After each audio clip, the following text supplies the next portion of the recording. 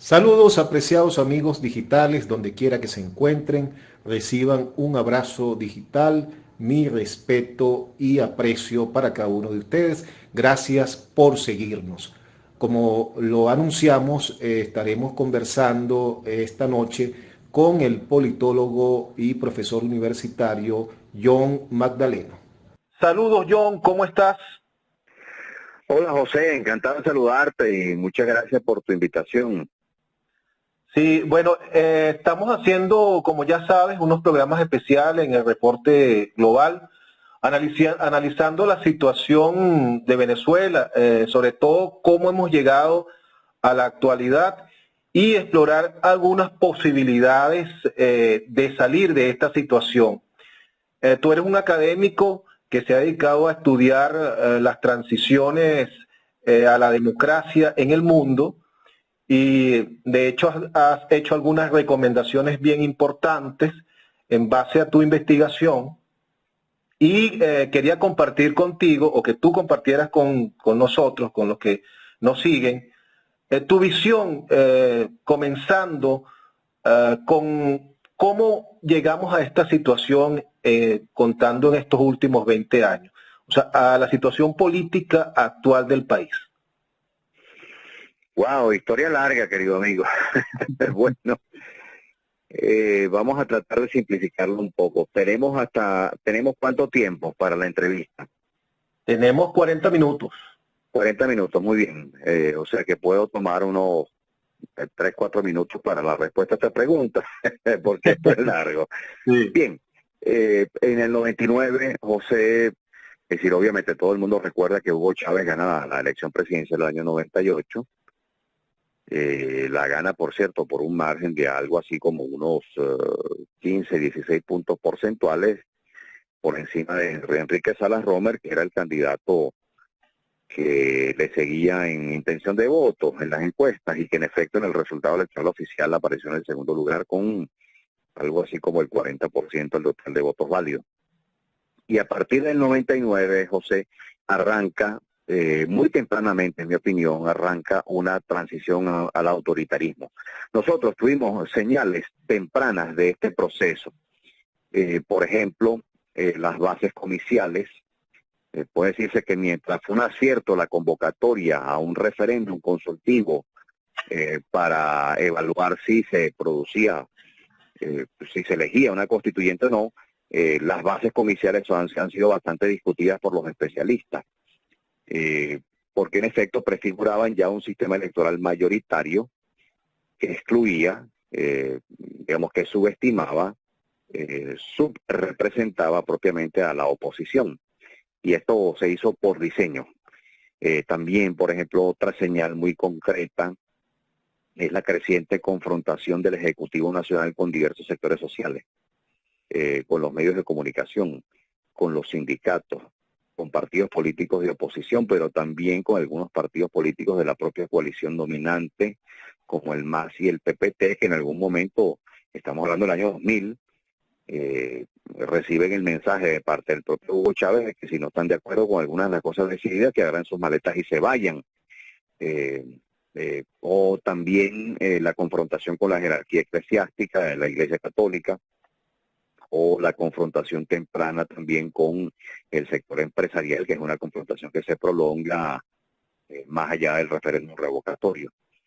Es decir, que la animosidad fue visible desde el principio. Un tercer rasgo de ese proceso fue que la Constitución del 99 amplía las facultades, las competencias del presidente de la República. Y por esta vía creo yo que se estimuló, en el mismo diseño institucional, se estimuló lo que se ha dado en llamar un hiperpresidencialismo, es decir, un sistema político en el cual el presidente tiene amplias facultades y demasiado poder político disponible como para poder torcer, digamos, los controles y propiamente contrabalanceos que se establecen en cualquier sistema democrático desarrollado. Otra señal muy importante fue la eliminación del Congreso Nacional. Los del 98 y el año 2000 son dos de los más plurales congresos, porque a mediados de los 90 se había implementado una reforma legislativa, la llamada regla del medio cociente, que implicaba que se elegían diputados, que una fuerza política podía llegar a obtener representación parlamentaria con la mitad de los votos que antes de la reforma hacían falta. Se estima que antes de la reforma hacían falta cerca de 14.000 votos para elegir un diputado, después de la reforma 7.000, es decir, por eso se le llama la regla del medio cociente. En virtud de esa reforma legislativa, los partidos minoritarios obtuvieron representación parlamentaria y fue así como los parlamentos de los años 98 y 2000 fueron los más plurales. Pero bueno, ustedes saben, tú recuerdas, José, se eliminó ese parlamento y se convocó al llamado congresillo, que no era otra cosa que una comisión legislativa que de facto sustituye al parlamento en sus funciones legislativas, porque obviamente en esa fecha ya no existía contraloría ni fiscalización del Poder Ejecutivo. Es decir, que tuvimos señales muy tempranas. Lo que ocurre, José, para recordar la historia completa, se producen dos factores muy importantes que explican cómo llegamos a esta fecha. Primero, aumentan los precios del petróleo de forma significativa. El aumento se empieza a dar desde el mismo año 2002, incluso tras los sucesos de abril, si la memoria no me falla. Y esto es un proceso que llega hasta el año 2008. En una primera etapa, el precio asciende de algo así como $21 por barril a $86 en el año 2008. En el 2009 sobrevienen los impactos de la crisis financiera global y el precio experimenta una caída de casi $30, llega a algo así como $57. Y en el 2010 se recupera a 71, si la memoria no me falla. En el 2011 ya supera la barrera de los $100 por barril, creo que llega a $101 por barril o algo muy cercano a esto. Y en el 2012 llega a $103 por barril. En todos los casos estoy hablando del precio petrolero, precio promedio de exportación del crudo venezolano. Ajá. Es decir, el precio promedio anual. Ajá. Porque en efecto en algún momento de esos años que estoy comentando el precio llegó a estar por encima de esto. Sí. Estoy refiriéndome solo al precio promedio de exportación del crudo venezolano. Así que aquí hay un factor muy importante que explica cómo el chavismo adquiere creciente poder y desde luego construye ya desde 2003, construye un entramado, digamos una red clientelar que le permite sostener por un periodo más o menos prolongado los respaldos. Los respaldos políticos empiezan a caer de forma significativa y sostenible en el tiempo para el chavismo a partir de 2013. Es decir, es cierto que la oposición logra una mayoría de cara al referéndum sobre la reforma constitucional. Los estudios de opinión anteriores a esa consulta lo decían, pero no fue posible sostener esa mayoría en el tiempo por parte de la oposición. Rápidamente otra vez el oficialismo, y especialmente después de la estrategia fallida de cara a las parlamentarias de 2005, el oficialismo recupera terreno.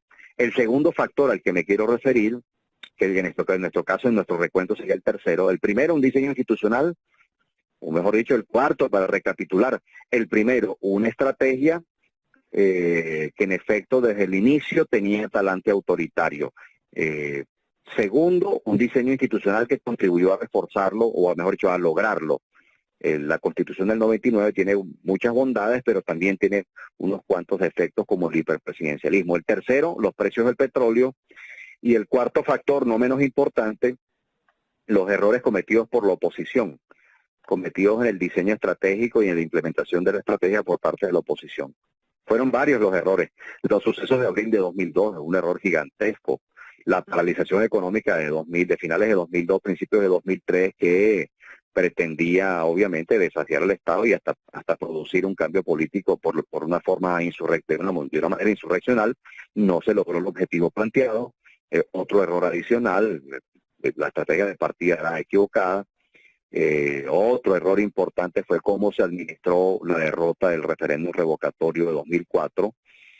Si la oposición se hubiese plantado y hubiese dicho sí, en efecto, hemos salido derrotados en esta oportunidad, pero en dos años hay elecciones presidenciales, tenemos 41, casi 42% del país con nosotros, con eso podemos construir una mayoría. Bueno, más bien lo que se declaró fue fraude masivo y electrónico y todavía estamos esperando las pruebas de esto.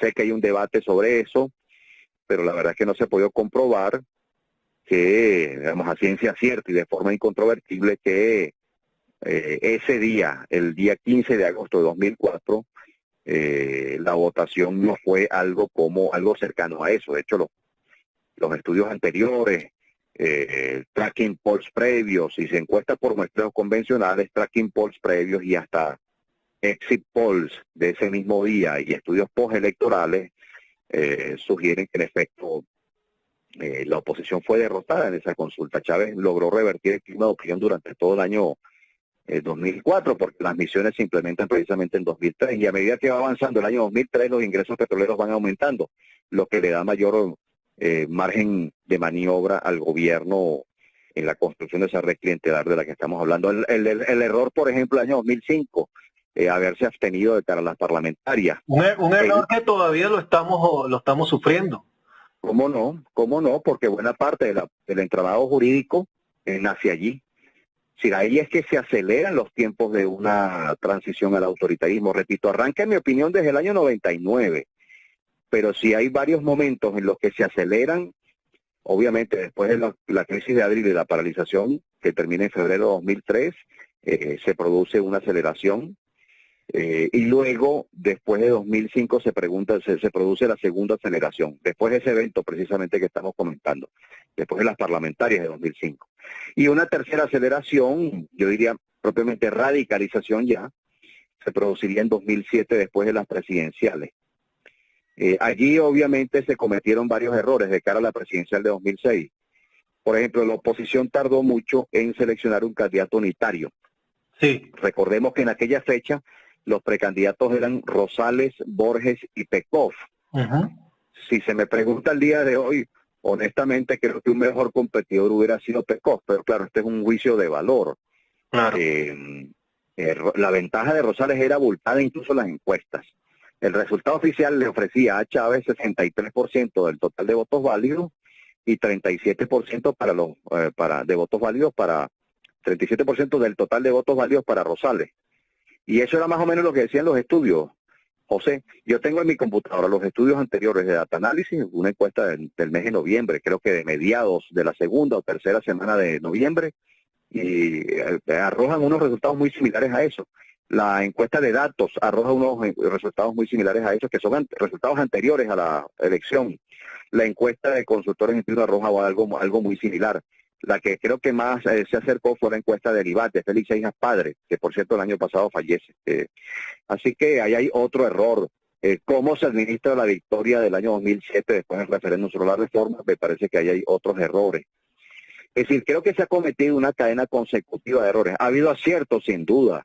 La movilización que se tuvo de cara al referéndum revocatorio no fue despreciable. El problema es cómo se administró luego esa fuerza que se había congregado. Ahora, esos errores que son múltiples. Yo, por cierto, escribí un artículo el año pasado que le titulé ¿Por qué siguen allí? Y yo en ese artículo cuento 32 errores significativos, ¿no? Solo 32, hay muchos más, pero eran los más significativos, y allí me paso por lo que tú vienes nombrando. Pero fíjate una cosa, John, esos errores, ¿a qué es atribuible? Bueno, a varios factores, José. Yo he tenido contacto con algunos líderes de oposición a lo largo de este periodo y yo encuentro que ocurren varias cosas. Por cierto, lo que voy a decir a continuación no pretende ser una generalización de todo el liderazgo opositor, porque naturalmente hay unas excepciones importantes que habría que destacar en su momento. Pero en general hablo de mi propia experiencia personal, tanto como observador externo, como habiendo tenido contacto directo con algunos de ellos. Y primero, yo encuentro, José, esta es una expresión un poco dura, pero creo que hay que decirlo. Una parte importante del liderazgo de oposición, no puedo decir que todos, pero una parte importante del liderazgo opositor, José, francamente, ignora muchos elementos provenientes de las ciencias sociales. Es decir, la gran mayoría, pero no es decir todos son profesionales, ese no es el problema. El problema no es que tengan formación académica, que la tienen la mayor parte de ellos. El problema es que no se han dedicado a cultivarse intelectualmente en áreas sensibles para la sociedad, para comprender la sociedad. Por ejemplo, digo yo en historia de Venezuela. Bueno, en historia Incluso tienen severas historia fallas. universal. En historia de Venezuela tienen severas fallas, ni hablar de historia universal. Pero, por ejemplo, muchos ignoran la materia económica, a no ser que sean economistas o a no ser que tengan una genuina preocupación por el tema, la ignoran. Muchos, por ejemplo, no se han paseado por elementos básicos. No estoy hablando de un programa académico formal, elementos básicos, que los viejos políticos lo hacían con pura inquietud intelectual, más nada. Algunos de los viejos políticos ni siquiera eran profesionales y tenían una formación bastante robusta, por cierto. Nadie puede dudar de la formación de Betancur, una formación en gran medida autodidacta. Nadie puede dudar, por ejemplo, de la formación del propio presidente Carlos Andrés Pérez. Pero estamos hablando no solo de la formación académica, que muchos la tienen, la mayoría. Sino estoy hablando básicamente de inquietud intelectual, pues. Exacto, pero estamos hablando también de la formación política como tal. Sí, claro. Formación en elementos de sociología, elementos de ciencias políticas, elementos de relaciones internacionales, es decir, elementos que a la postre son vitales para el ejercicio de la política como profesión.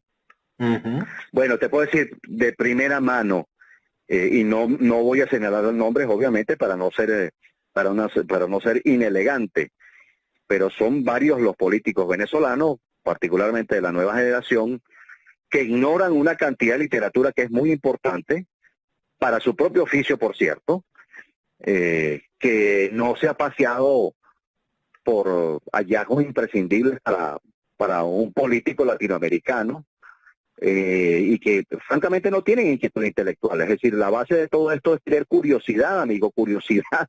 O sea, que quiera saber cosas para dar respuesta a demandas sociales, pues porque ese es básicamente el oficio del político, canalizar demandas sociales de forma tal que éstas se traduzcan en políticas públicas o en decisiones colectivamente vinculantes que por lo menos intenten beneficiar a la mayoría de la población. Ese es un primer problema de partida importante. Es decir, no puede haber una comprensión, una lectura adecuada de la realidad si tú no tienes herramientas para abordar la realidad. Exactamente. Ahora, segundo, fíjate, en ese sentido, John, disculpa que te interrumpa. Adelante. Fíjate, y en estos días, en el marco de estos análisis, me decía Carlos Raúl Hernández que habíamos pasado de una dirigencia en un momento determinado de estos 20 años mediática, nombraba a Federico Ravel, y luego conversábamos en torno a la llamada generación del 2007, y un poco, bueno, nos paseábamos por el hecho de una dirigencia política que no tiene esa formación política, ¿no? Bueno, sí. En efecto, es lo que vengo comentando, pero yo haría el comentario más extensible no solo a la generación de 2007, sino a la dirigencia política de buena parte de este periodo. Repito, no puedo generalizar para todos, pero sí encuentro que hay un denominador común, una escasa formación política, una escasa inquietud intelectual que obviamente supone muy pocas herramientas para abordar la realidad. Ahora, asociado a ese comentario que tú haces, José, me percato de dos cosas más. En general, se tiene escasa formación estratégica entre los políticos venezolanos. Saben poco de estrategia y esto puede que sea decisivo. Incluso, y porque también confunden la estrategia con la táctica. Entonces escuchas decir, no, es que no se puede decir la estrategia.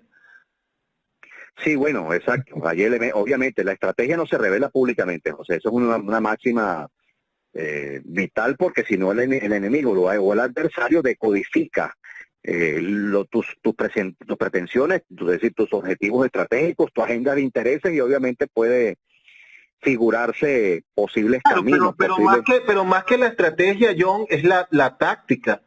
O sea, claro, la táctica es la que tiene que mantenerse oculta. Pero hay una estrategia general que hay que establecer para que la... Claro está, pero lo que quiero decir es que tú no vas a develar la estrategia por entero porque el adversario de inmediato se puede anticipar. Por supuesto. Ahora, eso pero si no la tiene, claro, pero si no la tiene, mucho menos la puedes develar. Bueno, claro. En todo caso, el discurso se utilizaría más bien como pieza de engaño, es decir, no estaría diciendo la verdad. Pero yo me refiero a aquel caso en que en efecto hay una estrategia y el efecto no la puedes develar. Pero sí puedes deslizar algunos elementos, porque en algún momento primero necesitas legitimarla públicamente y segundo necesitas congregar a tus partidarios alrededor de por lo menos elementos estratégicos. Entonces, y ahí hay un tercer elemento, José, que permite comprender por qué hemos llegado hasta acá con tanto tropiezo y con tanta dificultad para promover una transición democrática de vuelta, que también ha habido muchas dificultades en varios momentos del camino para que los actores se coordinen estratégicamente entre sí, para que los actores interesados en la redemocratización se pongan de acuerdo. No es un tema fácil, el autoritarismo en el siglo XXI es un poco más sofisticado, en el sentido de que juega con nuevas herramientas, con nuevos dispositivos al alcance. Hay una inteligencia estratégica que sugiere un aprendizaje respecto de los autoritarismos del siglo XX. Es decir, no digo que sea fácil, pero creo que no se ha hecho la tarea que se debe hacer. Así es. Así es. ¿Me estás escuchando, John? Te escucho perfectamente, Ajá. te escucho perfectamente. Sí, bueno, claro, pero ese factor de la dirigencia política venezolana de estos últimos 20 años, yo creo que ha sido fundamental, porque en esos dirigentes está la toma de decisiones, y cuando se toman decisiones como la de 2005, y como las posteriores al triunfo del 2015, en vez de avanzar, por ejemplo, e ir conquistando espacios de poder con las elecciones regionales, se incurrió nuevamente en el error del 2005 de la abstención. Entonces, esa toma de decisiones de quienes están dirigiendo la política en la oposición han sido sumamente erráticas. Bueno, es cierto, pero también hubo en el camino correcciones, es decir, ha habido de las dos cosas. Después de 2005 vinieron las presidenciales de 2006 y recuerdo que hubo un debate muy intenso alrededor de si participar o no, y el gran mérito, en mi opinión, de esos tres actores de los partidos, Pekov, Borges y Rosales. Pekov, que no tenía partido propio, sino que más bien construyó una pequeña subcoalición, podría decirse, que intentó promover su precandidatura y su ulterior candidatura no funcionó. Pero, a ver, el gran acierto de estos tres actores fue haber combatido ese clima de opinión adverso, diría que hasta hostil, a la idea de participar en las presidenciales, y se logró. Y a partir de la presidencial de 2006 hay una trayectoria que sugiere unas mejoras. Por ejemplo, el primer triunfo político electoral en una consulta de carácter nacional ocurre un año después de haber producido la corrección, la rectificación, es decir, con motivo del referéndum sobre la reforma. En las elecciones de 2008 y 2010 se producen avances importantes por parte de la oposición, tanto en las legislativas como en las parlamentarias. En 2012, por ejemplo, y en 2013 se producen avances significativos. Hay que recordar que Capriles en 2012, en la elección de octubre, la presidencial de octubre de 2012, obtiene el resultado, vamos a decir, la diferencia más estrecha respecto de Chávez, y diría que respecto del Estado venezolano, porque la competencia era contra el Estado, que candidato de oposición alguna hubiera obtenido desde el año 98. Le reduce la brecha a unos 10 puntos porcentuales aproximadamente, cuando el candidato que menor diferencia había obtenido, eso rondaba por el orden de los 17 puntos porcentuales. Es decir, las rectificaciones también se produjeron. Ocurre que, obviamente, conforme avanzaba la oposición, se producían nuevas mutaciones de parte del régimen autoritario y se endurecía. Y hubo una mutación que me parece vital para comprender por qué, incluso después de Maduro, que no tenía el carisma de Chávez, por lo menos para algún sector del país, que no gozaba del mismo volumen de ingresos petroleros del que sí gozó Chávez, y que en efecto hemos visto en los últimos tiempos que parece que no va a gozar más nunca en lo sucesivo. De paso, una mayor fortaleza del partido oficial en aquella época en contraste con un partido relativamente debilitado. Es decir, tú ves unos contrastes formidables entre el desempeño que tuvo, por lo menos en lo político, Chávez en contraste con Maduro. En lo económico, el origen del desastre venezolano obviamente se tiene en periodos de Chávez. Y como ya he dicho con mucha claridad, el origen del autoritarismo es Chávez. Es decir, porque hay que comprender que hay autoritarismos que gozan de legitimación sociopolítica. Esto puede ser una idea que nos haga cortocircuito en la cabeza, pero recuerde usted, mutandi mutandi, dicen los filósofos, cambiando lo cambiable y guardando las distancias, que Hitler fue un liderazgo que gozó de legitimación popular.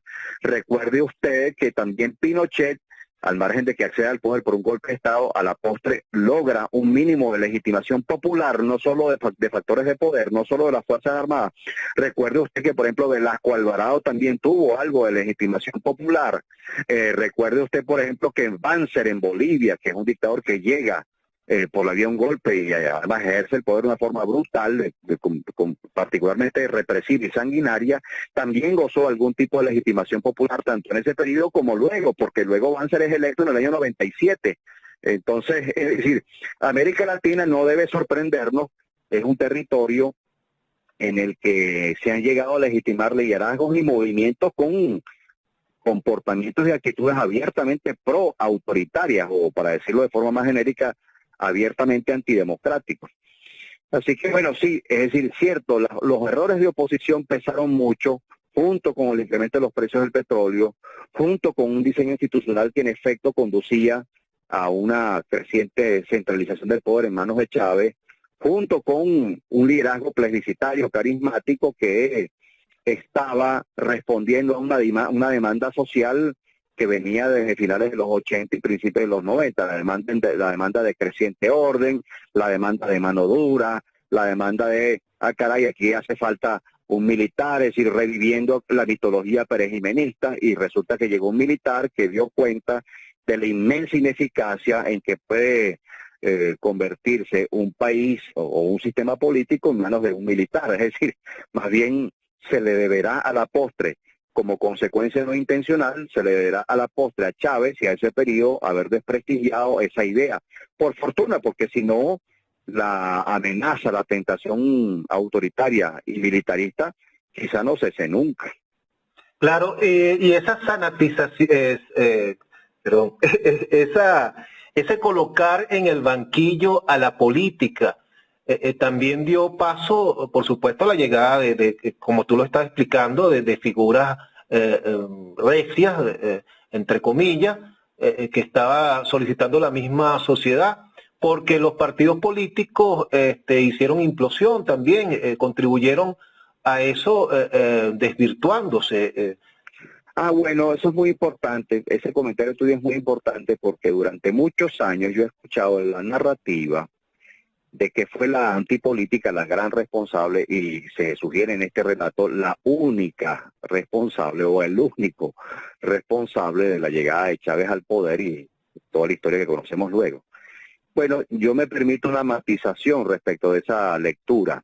Yo creo que hubo una responsabilidad compartida entre los principales partidos políticos, diría que ADE y COPEI, y más concretamente de algunos líderes de esos partidos que tuvieron una influencia preponderante, y creo que luego como reforzador actuó la antipolítica. Pero por ejemplo hay que recordar que en el impeachment del presidente Pérez del año 93 contribuyó su propio partido.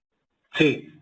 Es decir, es Acción Democrática, la Acción Democrática de aquella época, o de determinados sectores de Acción Democrática en aquella época, los que contribuyen grandemente a que se produzca la defenestración política de Carlos Andrés Pérez. Sí. También ocurre que Carlos Andrés Pérez comete, para ser objetivo, algunos errores, por ejemplo, en el diseño del Gran Viraje.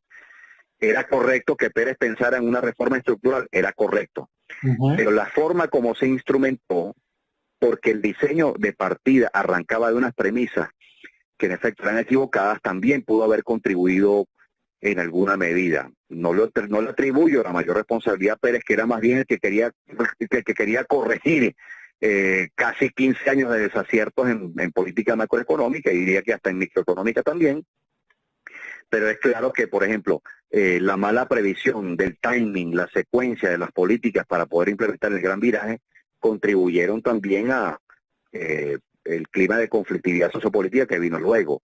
Claro, Pompey también tuvo lo suyo. El equipo de gobierno con que contaba no hizo su tarea bien hecha y ellos también... Bueno, en parte, pero y también haciendo matizaciones porque hay excepciones que sí parecen haber advertido lo que podía llegar a suceder. Por ejemplo, me cuenta uno de los ministros de ese gabinete, me reservo el nombre obviamente para no meterlo en un debate en el que quizá no quiera estar, pero me contó en persona uno de los ministros de ese gabinete que al presidente Pérez se le advirtió en varias oportunidades sobre el impacto potencial que podían tener las medidas macroeconómicas, es decir, que podían tener las medidas de ajuste. Y se referían explícitamente a el impacto social de algunas de esas medidas.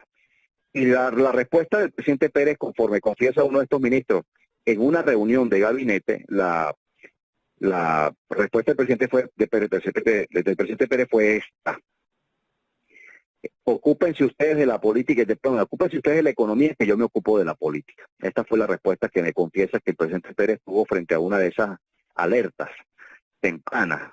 Exacto. Ocúpense ustedes de la economía, que yo me ocupo de la política. Obviamente estoy confesando con esto que se trataba de una reunión de gabinete económico. Por lo cual ya se podrá sacar inferencia de quiénes eran los ministros con carteras involucrados en el caso y quién pudiera haber sido ese ministro que me confiesa esto. Entonces, pero claro, la historia me parece interesante porque eso comunica que Pérez habría sobreestimado su propio liderazgo político, cosa que por cierto no debe sorprender a nadie porque desde el propio partido siempre una crítica permanente para Pérez fue que era un poco megalómano. Sí. Esto es lo que ha confesado, por ejemplo, Octavio Lepage, lo que confesó Octavio Lepage en una entrevista que le hizo Javier Conde, que apareció publicada en un libro, La Conjura Final se llama ese libro.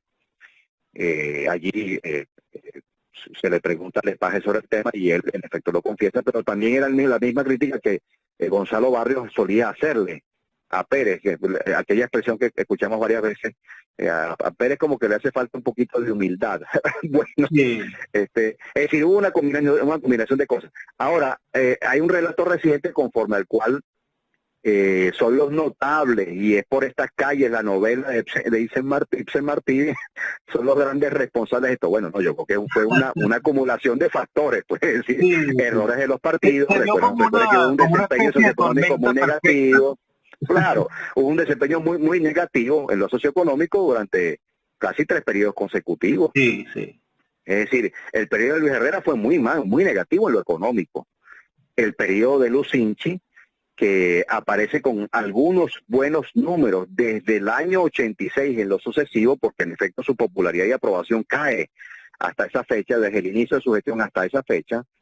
Y la forma como, en efecto, el mecanismo que utiliza para levantar su imagen es un creciente gasto público y comerse las reservas internacionales. Esa es la razón por la cual Pérez manda a Miguel Rodríguez, tan pronto es electo presidente en el 88, lo manda en diciembre sin que haya tomado posesión a negociar con el Fondo Monetario Internacional, porque le quedan 3-4 meses de reservas líquidas operativas.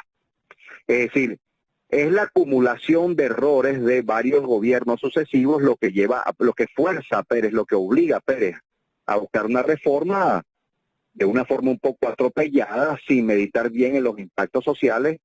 Es decir, que ya hay un caldo de cultivo de descontento y malestar que se desata a partir del cada caso. Luego una creciente descomposición institucional, sus propios partidos no contribuyen a la canalización del conflicto, del creciente conflicto social. Y luego es que sobrevienen ulteriormente los antipolíticos, podríamos decir, pero en todo caso la antipolítica juega el papel de reforzador, sí, claro, de los errores de los principales actores del sistema. Claro, no es la génesis. No es la génesis, correcto. Ahora fíjate, volviendo acá más al presente, este forcejeo que se viene dando, yo creo que durante estos 20 años, entre sectores democráticos de oposición y sectores extremistas de oposición, que aparentan no ser tan democráticos, esa dualidad que lleva a abandonar las herramientas de los demócratas como es el voto, el diálogo, la negociación política. ¿Cómo ha influido eso para este resultado?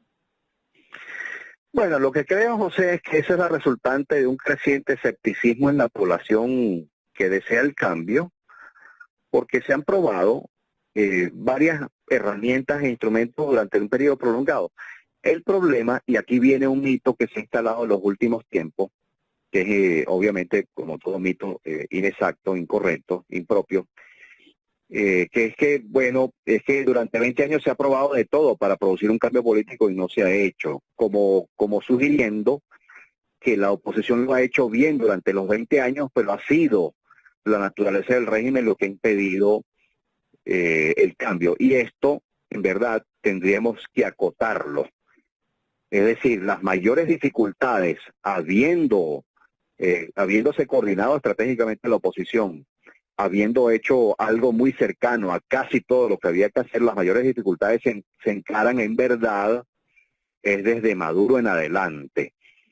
Porque durante Chávez fueron muchos los errores que comete la oposición y naturalmente eso le pierde capacidad de influencia, eso restringe su capacidad de influencia durante buena parte del periodo.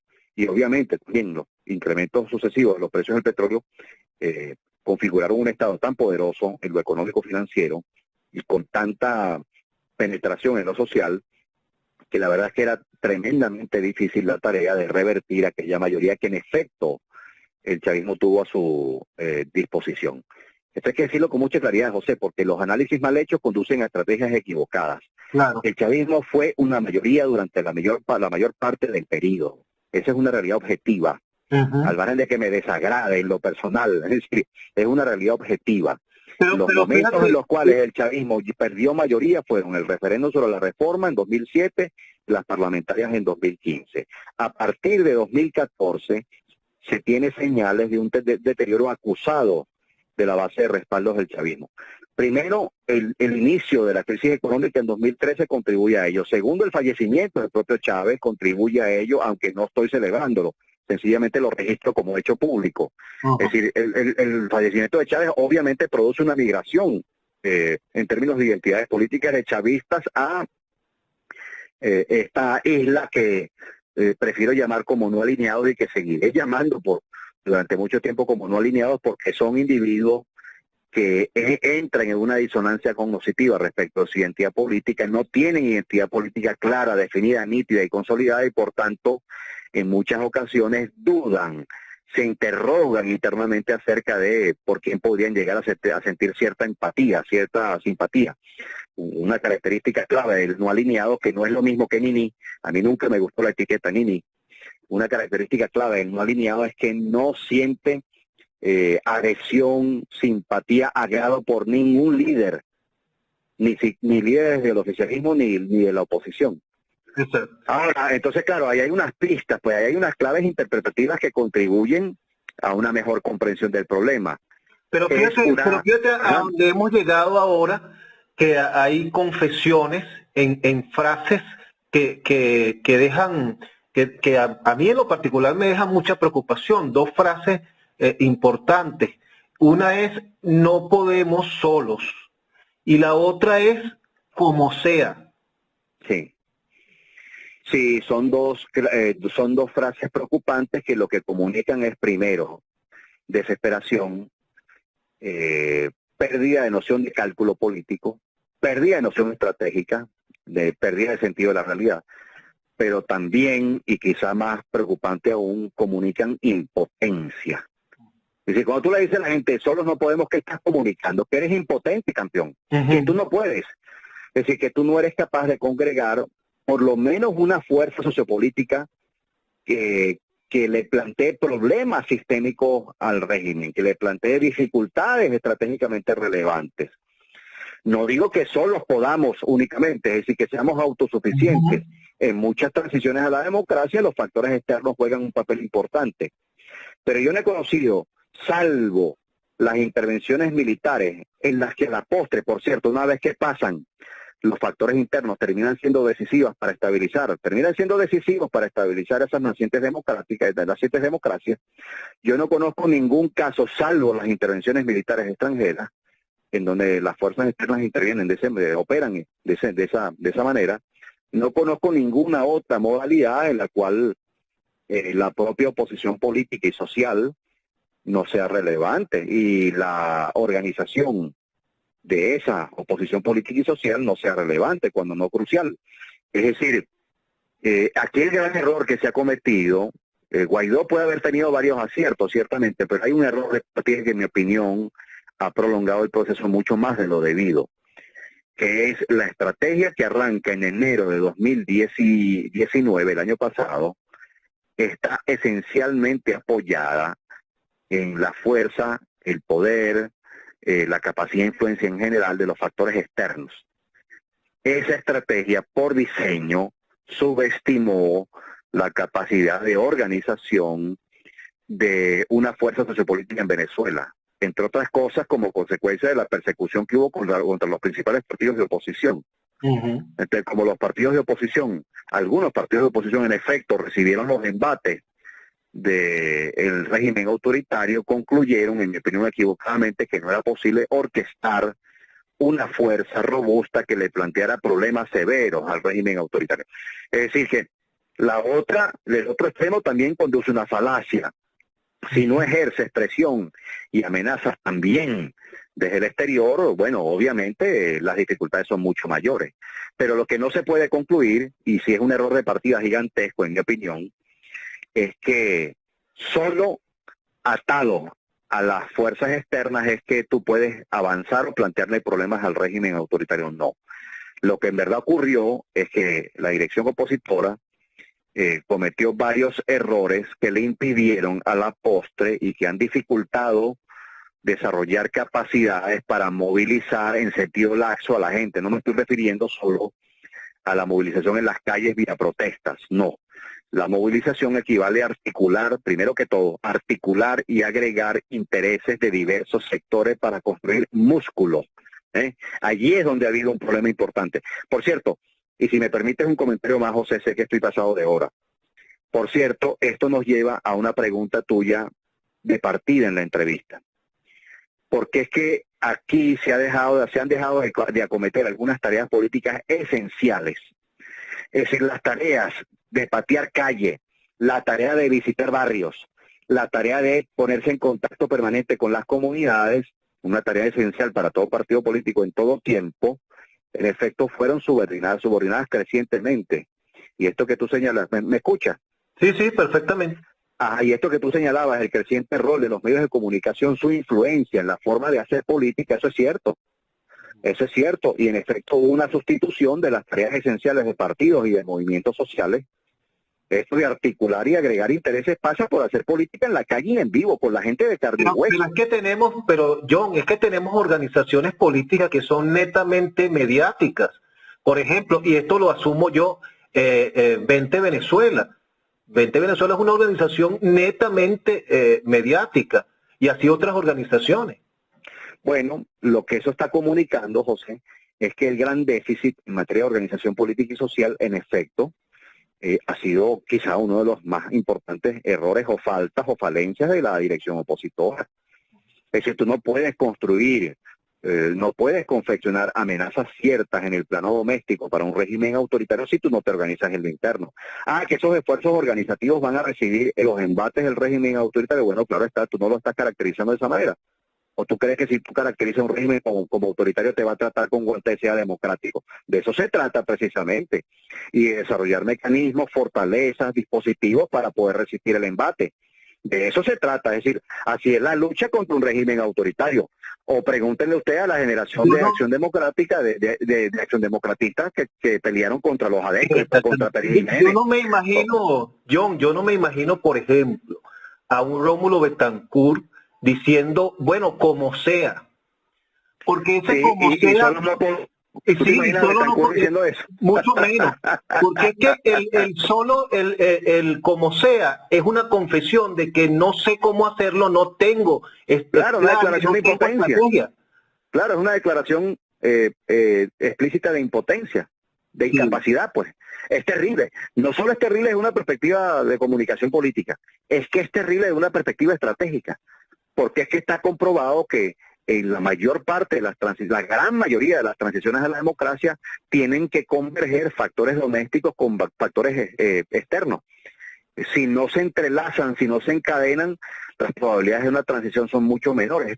Está bastante estudiado. Mira, tú conoces, José, parte de la investigación que hemos abordado desde hace casi 4 años.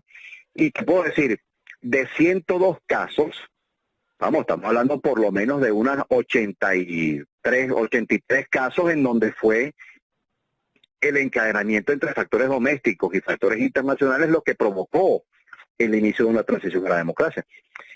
Así que ojalá que estas reflexiones sean más bien no otra cosa que una reflexión, vamos, que un conjunto de observaciones destinadas a que haya una pulitura de aquello en lo que se ha avanzado.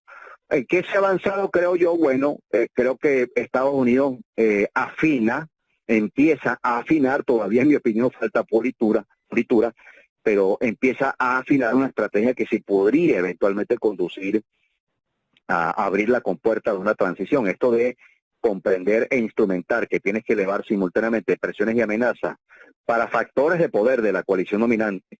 Las amenazas tienen que ser para ellos, no para la sociedad. Para factores de poder de la coalición dominante. Y por otro lado, tienes que también elevar las garantías y los incentivos. Esto es una idea correcta en sentido estratégico si tú quieres promover la transición a la democracia. Claro, y tan es así, John, que fíjate que de la propuesta inicial se han ido modificando, y de hecho en declaraciones de Abrams y de otros funcionarios han dicho incluso que Maduro pudiera participar en un proceso electoral como candidato. Bueno, claro, pero allí en el caso del gobierno norteamericano, hay una posición que suele ser, que hasta la fecha es la dominante. Al margen de mi valoración, es la posición dominante, es no permitir que Maduro siga en el poder si acaso ha de negociarse los términos en los que se produciría el cambio político. Esta posición podría decirse, vamos a decir, que podría llamarse como posición dura, posición dura en términos de negociación y en términos de estrategia, es una posición que puede contribuir, José, aunque nos resulte paradójico. Es decir, condicionar un cambio a la salida de un mandatario puede parecer un error, pero en verdad eso intenta forzar otros escenarios, es decir, intenta forzar una negociación política propiamente. Claro, lo otro que observamos ya para finalizar, John, es que en este análisis no lo dijimos, pero ha sido la gran subestimación por parte de la oposición, de los que están en el poder. Y en este momento también la subestimación del liderazgo que ejerce Nicolás Maduro en el PSUV y en todo ese movimiento. Eso no se puede dejar de reconocer. Sí, bueno, claro, es decir, Maduro es ese poder fáctico, pues. Él puede decirse que es un gobernante de facto, ciertamente, pero lo hace porque ejerce poder real. Poder en sentido técnico es capacidad de influencia. Exacto. Es decir, la capacidad de tomar decisiones que en efecto sean instrumentadas posteriormente, al margen de sus impactos, al margen de sus consecuencias. A unos sectores les gustan determinadas decisiones, a otros les disgustan tremendamente. Bueno, alguien que tiene poder es que tiene la capacidad para tomar decisiones al margen de la desafección y el rechazo que éstas generen y volverlas colectivamente vinculantes, es decir, volverlas colectivamente obligatorias. Eso es poder.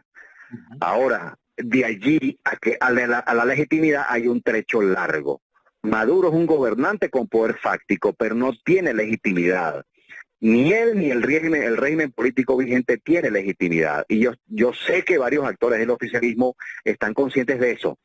Están conscientes de que su problema es intentar retener el poder en un contexto en donde pierden crecientemente, desde hace años, por cierto, no desde ahorita, pierden crecientemente legitimidad. Así que ahora, José, y ya para cerrar, ahora lo que puede ocurrir es lo siguiente. Durante años la oposición ha subestimado al oficialismo, durante años la oposición subestimó a Chávez, ha subestimado el entramado sociopolítico que construyó, el aparato de inteligencia política que construyó, al margen del profundo daño que en efecto yo creo que le ha hecho al país.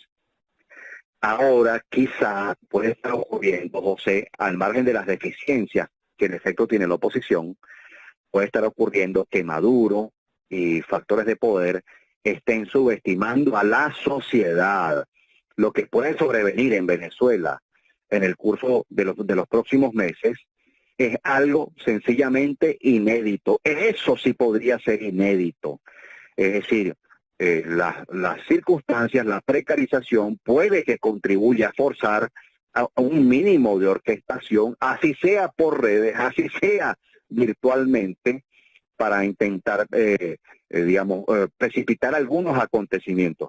Solo quiero recordar, a efectos de esto que estoy señalando, que durante varios días estoy discutiendo esa premisa que algunos analistas están señalando, conforme a la cual la pandemia y la cuarentena o las medidas de distanciamiento social lo que han hecho es reforzar el poder de Maduro y el régimen autoritario en Venezuela.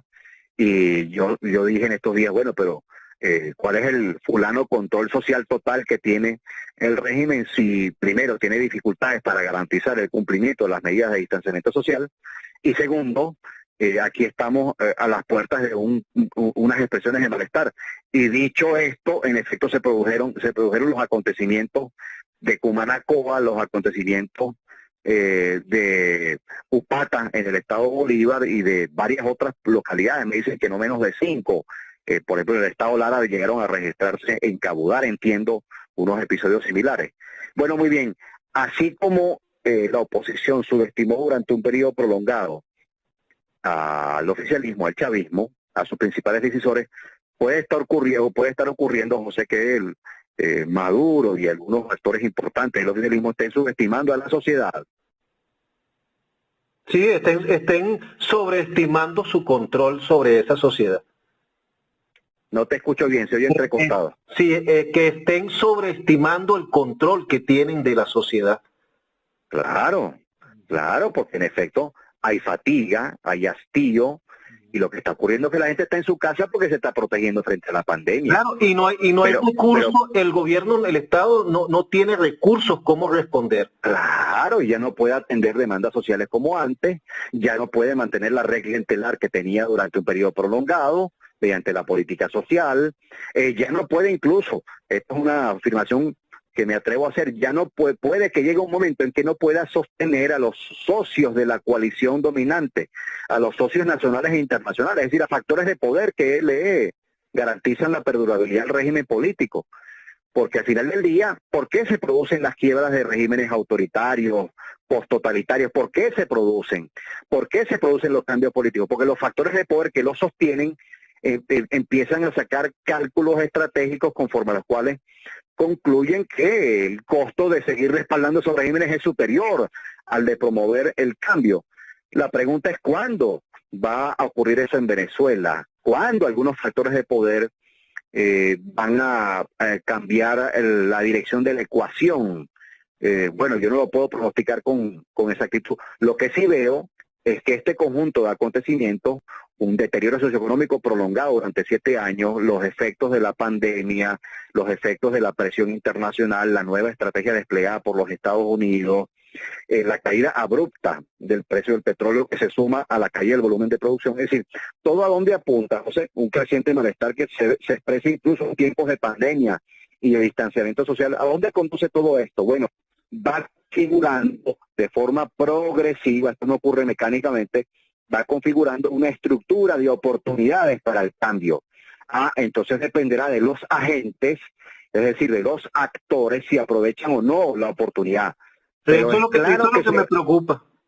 Bueno, es claro que, bueno, entiendo bien que te preocupes, pero bueno, naturalmente la estructura se va configurando, esperemos que en algún momento no muy lejano se aproveche. Dios quiera. John, muchísimas gracias por esta conversación, por tu tiempo. A tu orden, amigo, a tu orden. Por contribuir a que los que nos escuchan puedan formarse una opinión propia en torno a cómo llegamos aquí y a cuáles son las posibles alternativas que hay. Muchas gracias, John. A tu orden, José, un placer siempre. Un abrazo.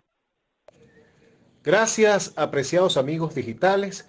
Volveremos a encontrarnos. Será el próximo lunes a las 8 de la noche, hora de Venezuela.